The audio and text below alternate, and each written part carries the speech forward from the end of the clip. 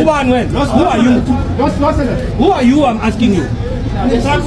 No, I'm asking you. Who are you? Hey, wait you. I think there's many talking on your behalf. Who are you? Now I'm asking you. Who are you to answer the answers? Do you work here? What? I'm impounding this now. So fuck off. No, fuck off. No, why you take it? No, I'm impounding. All the stuff is mine. No, my stuff now. You know what? Take over the Charlie, and I'm somebody throw the phone with what you can do. Yeah, let's die about after. So you don't know Malawi, mara umo in the country illegal. Upalo lawyer president wa hai ashu money South African money. You don't know Malawi. Malawi say what? Papa letu lawyer president wa hai ashu. Yeah. What you don't know Malawi ashule. Ashu. Wa Paris pasa Chelsea. Ashule Tamaya. Hamba. Tamaya British Empire. Tamaya. You don't know Malawi say food. Malawi for what? Ashule, Tamaya. Usiniki we no style. Tamaya. Kamu waperibu yelo. Tamaya. Between us and South African citizens who are xenophobia, South Africans are in their house, minding their business. They did not invade your country. You left your country, came to their own country, sell drugs to their children. You have turned their children to junkies. You've turned their fathers to junkies. You've turned their mothers to junkies. Even white men, white South Africans are junkies today because of us. Because of the things, the crime that we are committing against them.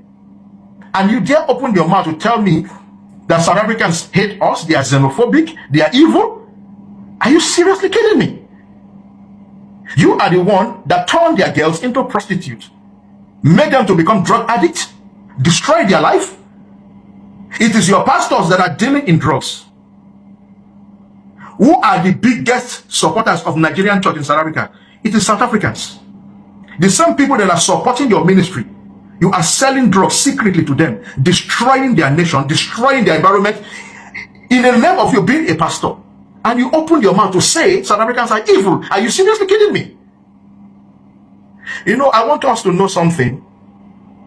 What goes around surely comes around. To those Nigerian pastors here in South Africa that are collecting tithe from these drug dealers and internet fraudsters, you are part of the problem. And I want to promise you one thing, that the God we serve will bring this karma on your children. Your children will become junkies.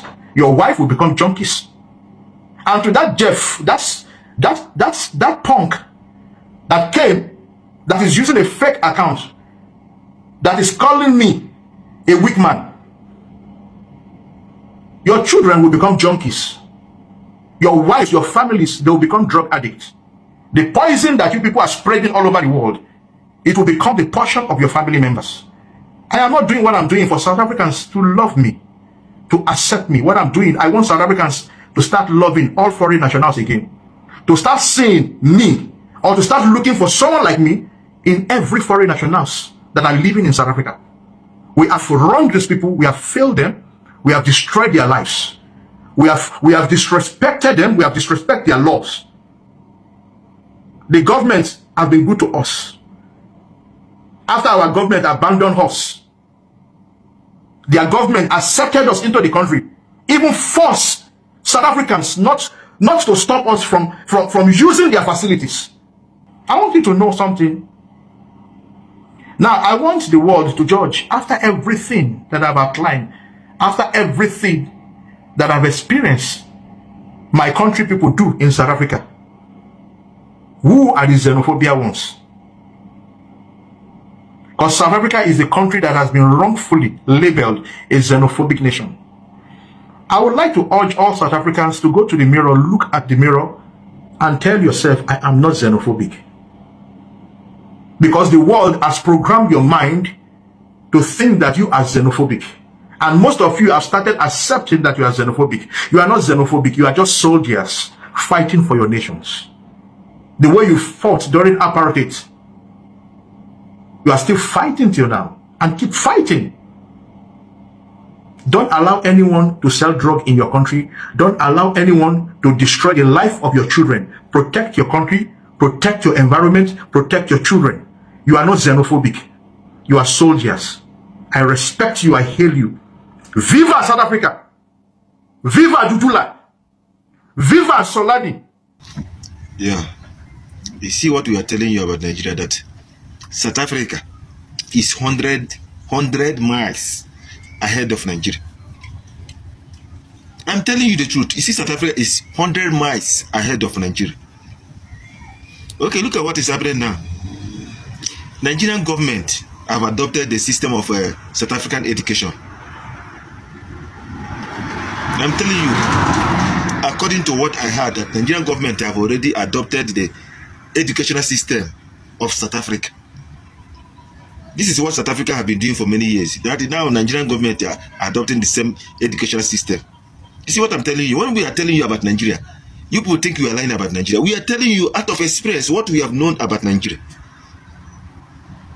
Now in Nigeria, there's nothing like a junior secondary school or senior secondary school like junior WAEC and a senior WAEC in Nigeria again. It's straight 12 years of education, then you go to university. The same way South Africa have been operating for many years. Now Nigeria is adopting it now. In 2026, that Nigeria adopting such a system. You can imagine a place they call a country. I want to tell you here, it's very hard for you to see a South African who has the matric. Matric is like a senior WAEC in Nigeria. It's hardly you find a South African student who has a matric that cannot write his or her name. It's very hard.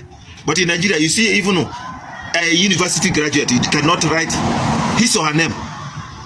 I'm telling you. Go and verify. I don't tell you something that that you will be arguing or whatever. You can go and verify. Hardly you find a South Africa that has a matric, which is senior WAEC. That person cannot write or read.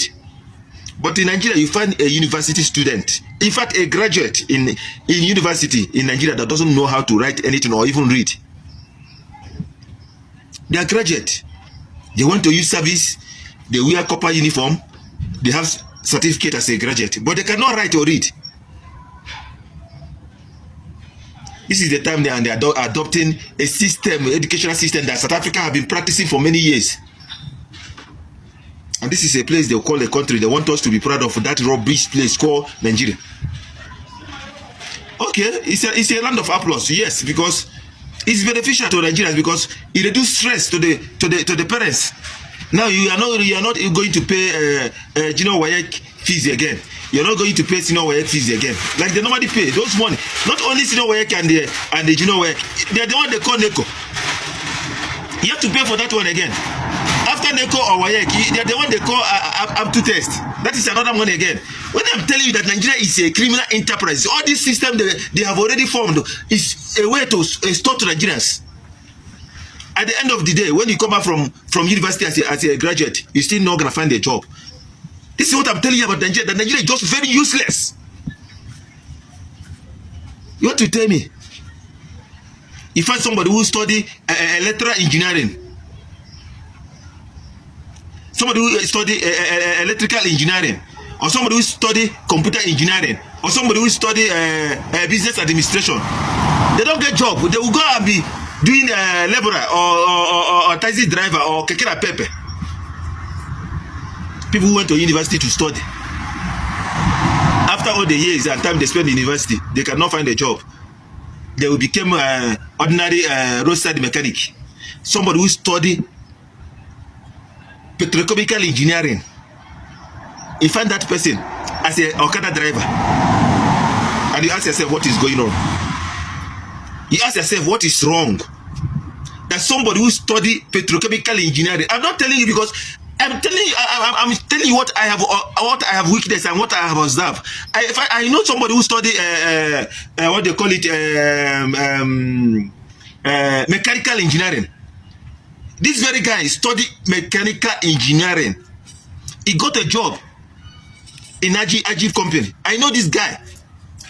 For the fact, this guy, I know him very well. This guy is a very brilliant student. I know him when we were in school. He was a very brilliant student. He studied mechanical engineering. After he graduated, he got a job in Ajib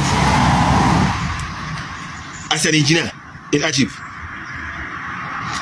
And he was assigned to come and do one project there in my community.